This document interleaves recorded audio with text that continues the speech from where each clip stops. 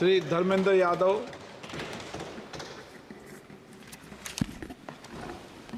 धन्यवाद अध्यक्ष जी। हालांकि हमारी पार्टी का समय नहीं था, बावजूद इसके आपने समय दिया रेल बजट पे बोलने के लिए, उसके लिए मैं आपका बहुत हृदय से धन्यवाद। अध्यक्ष जी, बहुत सारे साथियों ने बड़ी जिम्मेदारी की बात कही, जनरल बोगी बढ़ाने से लेके सफाई से लेके उन सभी चीज़ों के साथ अपने को जोड़ते हुए, चूँकि अध्यक्ष जी मैं आजमगढ़ संसदीय क्षेत्र से निर्वाचित होकर आया हूँ। आजमगढ़ संसदीय क्षेत्र अपने आप में बहुत ऐतिहासिक क्षेत्र है।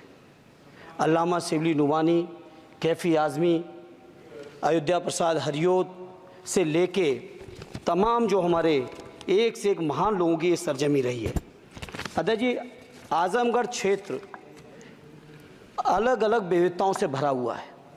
आजमगढ़ के लोगों को जहाँ रोज़गार के लिए मुंबई जाना पड़ता है, वहीं शिक्षा के लिए आजमगढ़ के लोगों को इलाहाबाद और प्रयागराज की ज़रूरत पड़ती है। प्रदेश की राजधानी लखनऊ है, देश की राजधानी दिल्ली है। इसलिए मैं अपनी ओर से अपने क्षेत्र के लिए आजमगढ़ से मुंबई, जो कोरोना से पहले, माननीय मंत्री जी ध्यान दे दें, कोरोना से पहले आजमगढ़ से मुंबई एक रेल चलती थी जो कोरोना काल से बंद चल रही है। हमारा अनुरोध है कि उस रेल को न केवल वो साप्ताहिक थी, उस रेल को हर दिन के लिए शुरू किया जाए, बल्कि साथ ही साथ आजमगढ़ से लखनऊ, आजमगढ़ से इलाहाबाद, जहाँ पे इंटरसिटी से डेली लोग आवागमन कर सकें, आ जा सकें, उसके लिए इस ट्रेन को भी शुरू कराने की कृपा करें। साथ ही साथ अध्यक्ष जी, आजमगढ़ से दिल्ली जाने का केवल एकमात्र जरिया कैफिया ट्रेन है, और कैफिया ट्रेन के में बैठने का टाइम तो सुनिश्चित है, लेकिन कब पहुंचेंगे इस बात की कोई भी जिम्मेदारी और गारंटी नहीं है। इसलिए मंत्री जी मैं आपसे अनुरोध करूंगा कि आजमगढ़ से दिल्ली के लिए एक नई रेल लाइन, नई रेल ट्रेन शुरू करने की कृपा करें। मैंने जनरल बजट की चर्चा में भी जिक्र किया था, आजमगढ़ से बनारस से बायां आजमगढ़ गोरखपुर तक नई रेल लाइन का बड़ा प्रचार किया गया अध्यक्ष जी। हमसे पूर्व सांसद ने बहुत प्रचार किया कि हमने सैंक्शन करा दिया है, लेकिन उस पर अभी एक भी रुपए की बजट न स्वीकृत है, न उस योजना का स्वीकृत है। सर्वे ज़रूर हुआ है, डीपीआर ज़रूर बनी है, लेकिन उसकी स्वीकृति मंत्री जी और फंड अभी बाकी है। मैं उम्मीद करता हूं कि आप इसको ज़रूर ध्यान देंगे। साथ ही साथ अध्यक्ष जी, आजमगढ़ में जहानागंज से सठियाओं के बीच रेलवे ओवरब्रिज न होने की वजह से घंटों जाम लगता है। इसी तरह से दो जगह और हैं, कुटवा मझगवा, बालीपुर से रानी की सराय, डुगवा कोटवा रेलवे पर अंडरपास की बहुत ज़रूरत है। अध्यक्ष जी एक मिनट और लेंगे। मैं बड़ा सौभाग्यशाली हूँ अध्यक्ष जी कि उत्तर प्रदेश की 3 विभिन्न लोकसभाओं का मैंने प्रतिनिधित्व करने का मुझे मौका मिला, और वो तीनों ही क्षेत्र सदैव नेताजी की कर्मभूमि रहे, स्वर्गीय शरद यादव जी की कर्मभूमि रहे, माननीय अखिलेश यादव जी की कर्मभूमि रहे। इन तीनों ही क्षेत्रों की अलग अलग मांगें हैं।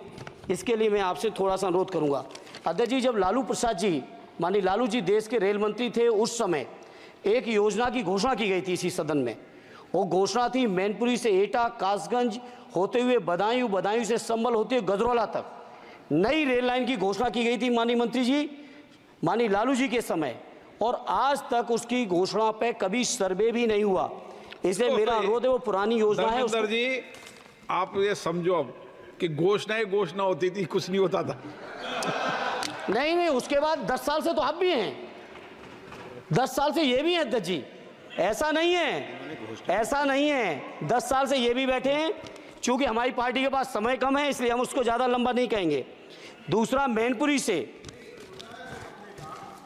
घोषणा नहीं की थी, घोषणा उन्होंने की तो पूरा करना इनकी भी जिम्मेदारी है कि अध्यक्ष जी विभाग नहीं बदल गया है, भारत सरकार की जिम्मेदारी है। आज जो ये मंत्री जी घोषणा करेंगे, अगले मंत्री की जिम्मेदारी बनेगी, अगले मंत्री की जिम्मेदारी बनेगी।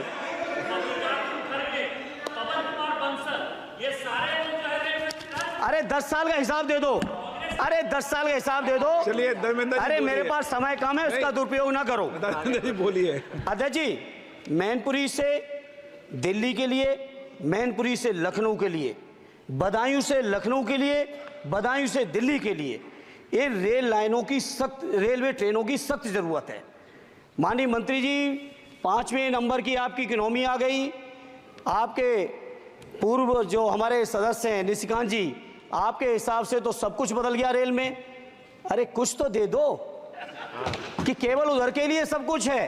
बिल्कुल सही। केवल सब कुछ उधर के लिए है तो सबका साथ सबका विकास का नारा बंद करो।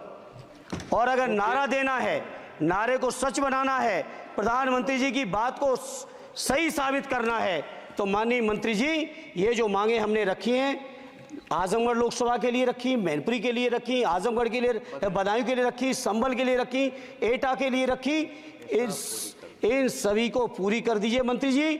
और नहीं कर सकते हैं तो कम से कम इस सदन के अंदर तो सबका साथ सबका विकास नारा देना बंद ही कर दो।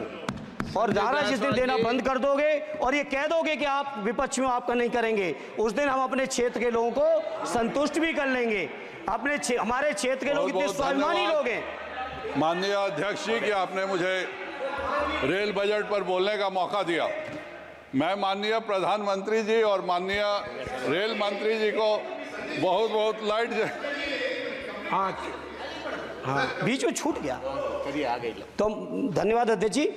मैं कहता हूं कि जो मांगे की हैं तीनों ही क्षेत्रों की, उत्तर प्रदेश की जनता की, उसको माननीय मंत्री जी पार्टी से ऊपर उठकर सबके साथ और विकास के लिए पूरा कर दें। आपकी बहुत बहुत मेहरबानी होगी, नहीं तो ये नारा बंद करो। बहुत बहुत धन्यवाद। संजय जायसवाल जी। बहुत बहुत धन्यवाद अध्यक्ष।